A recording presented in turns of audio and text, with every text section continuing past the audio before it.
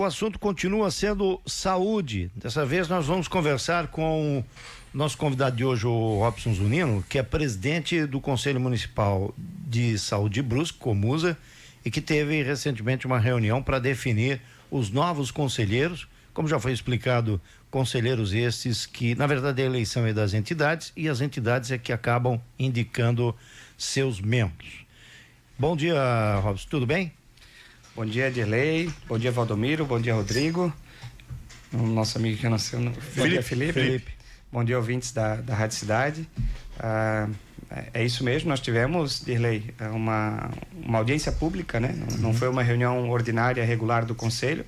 Tivemos uma audiência pública de eleição realizada na quarta-feira, último dia 26, e elegemos os conselheiros que vão fazer parte do biênio 26-27. Né? Eles tomam posse ainda no mês de dezembro. Né? Então eu sou estou conselheiro e presidente do conselho até o dia 17, que é a data prevista para acontecer essa posse dos conselheiros. Qual é a percentagem de renovação dessa nova composição do conselho?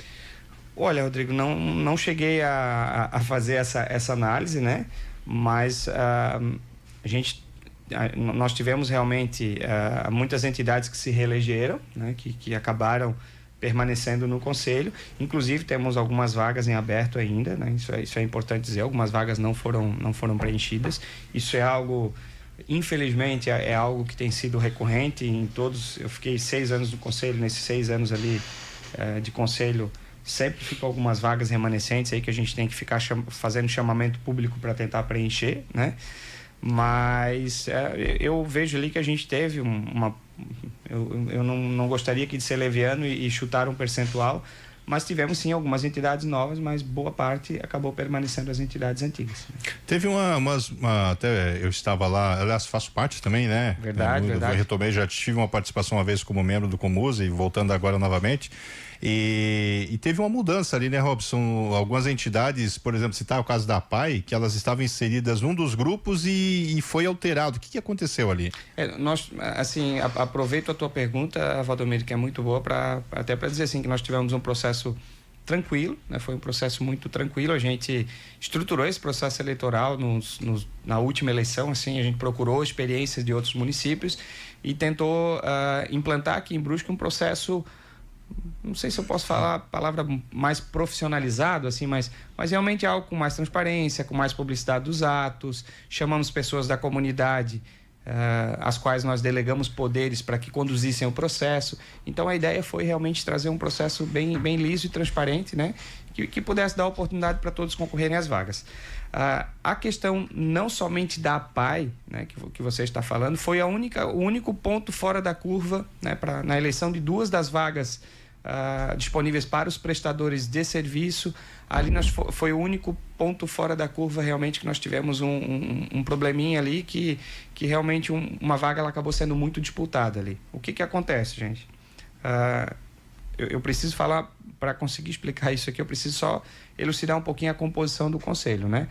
Hoje o Conselho Municipal ele possui 20 conselheiros titulares, 20 suplentes, dos quais 10 são do segmento de usuários, representam os usuários, 5 representam os prestadores de serviço e o executivo municipal e 5 representam os profissionais de saúde, né? Nas vagas que estão ali voltadas aos prestadores de serviços, né? São 2 vagas somente, né? E nós tínhamos várias dessas pessoas que estão ali que antes elas representavam usuários por meio das suas entidades. A PAI, AMA, o Instituto Anjo do Peito, Rede Feminina de Combate ao Câncer, tudo isso estava representando os usuários, né? Só que a lei municipal ela é muito clara. Ela é muito clara. Quando um representante de usuário passa a ter um contrato prestando serviço para o SUS municipal, com fundo municipal, ele passa a ser prestador de serviços. E então ele não pode fazer parte da representação de usuários. E é o caso de todas essas entidades. Então, antes essas entidades concorriam a uma parte dessas 10 vagas, elas passaram a concorrer a 2 vagas, concorrendo com entidades como a Zambuja, entende? Então, isso nos gerou um problema muito grande.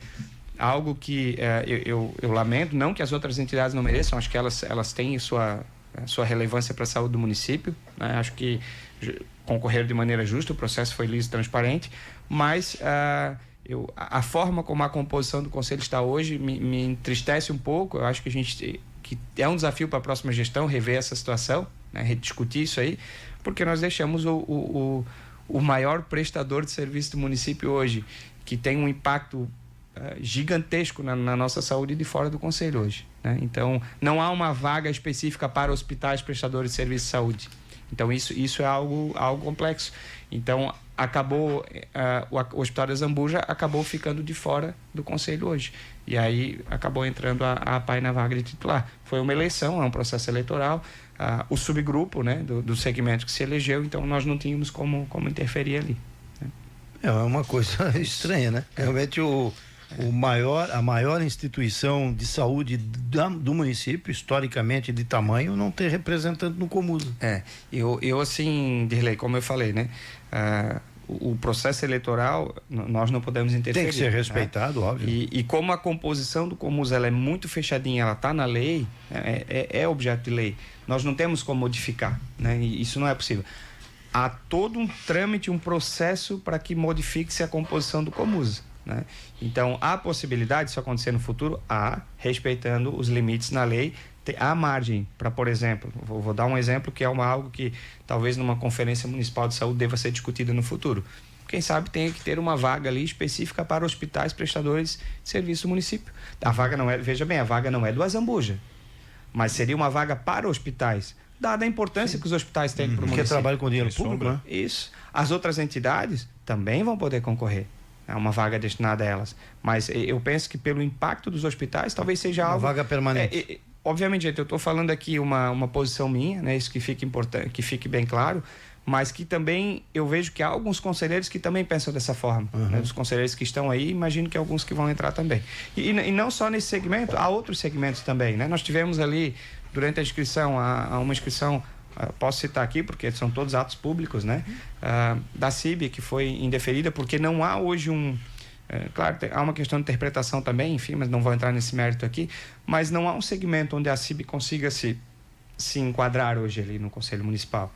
É uma entidade que tem um impacto relevante aí no município, assim como há outras entidades que prestam um serviço parecido com o dela, né? E não dá para aumentar esse número de conselheiros? Isso, então assim, isso que tem que ficar bem importante. Se for para a gente ir para essa linha de mudar a composição do Comusa, a paridade, né? Os 50% usuários, 25% prestadores e executivo municipal e 25% profissionais de saúde tem que permanecer. Então, ele tem que aumentar proporcionalmente para manter essas porcentagens, porque isso é uma lei federal. E quem aumenta é a Câmara? Quem faz esse tipo de lei é a Câmara? Na verdade, a legislação, a própria lei municipal e a lei federal, para blindar o Comusa, para que ele tenha autonomia para exercer a sua atividade, existe um trâmite um pouco mais complexo.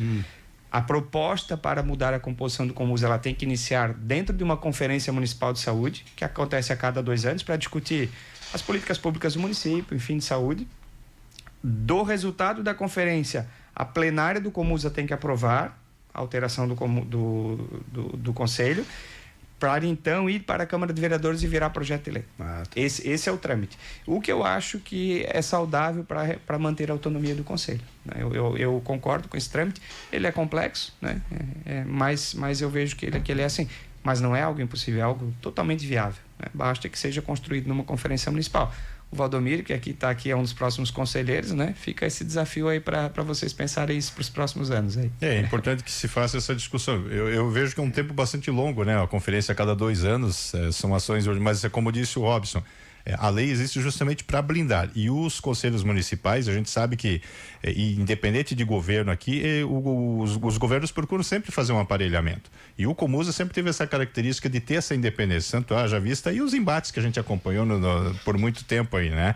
Agora, Robson, falando você está 6 anos como conselheiro, deixando agora como presidente, qual é a gente que acompanha, eu particularmente que acompanho mais de perto, a gente vê qual é o legado que você deixa aí, o que você sai aí aí, puxa, eu vejo que essa situação aí que você colocou agora talvez seja uma delas que te frustra um pouquinho. Mas o que você traz aí de positivo para nesse momento que você encerra a tua participação? Como presidente, como conselheiro, pelo que eu entendi, né? Perfeito, perfeito. Eu vejo assim que, não vou falar do presidente, mas vamos falar assim da composição 2024-25, né? Dos conselheiros que estão lá, né? Porque eu não tomei nenhuma decisão sozinho, né? Mas eu vejo assim que nós tivemos eu estive à frente 3 anos da presidência, né? Porque eu peguei meio mandato, houve uma desistência do presidente anterior, o Marcos Maestre, e eu acabei assumindo o segundo ano, né? Do biênio 22-23 também. Então, o que eu vejo como maior legado foi a reestruturação do Comusa, né? Então, isso realmente nós contamos com... nós buscamos sensibilizar o poder público e recebemos esse apoio de volta, então eu tenho que fazer esse reconhecimento aqui, né? É bem importante, de público. Eu vejo que a estruturação do conselho, os fluxos dentro do conselho, as pessoas não enxergam, mas há muito trabalho burocrático no conselho, e isso nós estruturamos muito. Então o conselho se fortaleceu na publicidade dos seus atos, na forma como as matérias tramitavam dentro do conselho. Então hoje nós temos um conselho mais profissionalizado. Tivemos uma secretária executiva que permaneceu. Gente, eu passei durante o meu primeiro ano de presidente por 5 secretárias executivas. 5. Ou seja, não parava ninguém ali, né? Então agora nós conseguimos realmente que a prefeitura destacasse uma pessoa, ela entendeu a importância. Então nós temos uma pessoa ali que conhece o Comusa, espero que ela permaneça, né? Enfim, isso é muito importante. Um espaço próprio do Comusa não tínhamos. Nós tínhamos um puxadinho lá na Secretaria de Saúde, um local que não tinha nem porta, né? Quando eu entrei no Comusa. Hoje a gente sai temos um espaço na Praça da Cidadania. Se uma pessoa da população quiser conversar com o Comusa, consegue marcar horário. Nós temos uma sala para atender, temos um local físico, não tínhamos. Então isso também é um legado que a gente deixa, né? Uma estrutura é singela ainda, mas ela atende às nossas necessidades. Eu vejo assim que nós tivemos grandes discussões no âmbito da saúde, né? Nós fortalecemos as entidades nesse período. Então, muitos dos convênios com a AMA, com a PAI, Instituto Anjo do Peito, Rede Feminina. Então, nós buscamos fortalecer essas entidades. Então, o Conselho sempre lutou por isso. E nós tivemos também um trabalho que está continuando, ele não terminou. Tu vai ver, Valdomiro, né? E ouvintes também, vocês vão perceber que há um trabalho hoje do Comusa de monitoramento e fiscalização das unidades básicas de saúde, né? Haja vista a última que nós fizemos agora pontualmente na unidade Bateias, mediante uma conversa que uma pessoa da população nos procurou. Fomos em loco, oficiamos a Secretaria de Saúde. A Secretaria de Saúde já fez uma série de melhorias lá a partir do ofício que nós fizemos para eles. Então eles nos prestaram conta também, estão melhorando. A comissão de monitoramento do Comusa está fazendo essas vistorias. Já entregamos um relatório há 2 anos atrás para prefeito, Câmara de Vereadores e Secretaria Municipal de Saúde, um relatório simples, mas apontando questões já nas UBSs lá há 2 anos atrás. Esse trabalho agora está sendo feito novamente, estamos monitorando todas as UBSs. Então, esse trabalho, né, que é um trabalho, deixo bem claro para a comunidade aqui, um trabalho voluntário. Os conselheiros vão com o seu carro, se estacionam no local que tem que pagar a área azul, é do bolso do conselheiro, não há reembolso de nada, gente. Então, assim, é um trabalho de verdade voluntário pela saúde. Então, eu acho que essa fiscalização das UBS que está em andamento agora é algo que a gente deixa. Então, isso é importante. Fora, né, que a gente buscou também fortalecer os nossos hospitais, a gente teve esse trabalho aí também. Tem várias outras ações que eu poderia citar aqui, mas aí eu vou ficar... Vamos te convidar para voltar aqui antes do tema, né? Claro.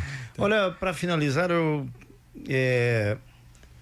situação das contas da Secretaria de Saúde do município de Brusque, que muito já se falou e utilizou-se aí a palavra rombo nas contas, né?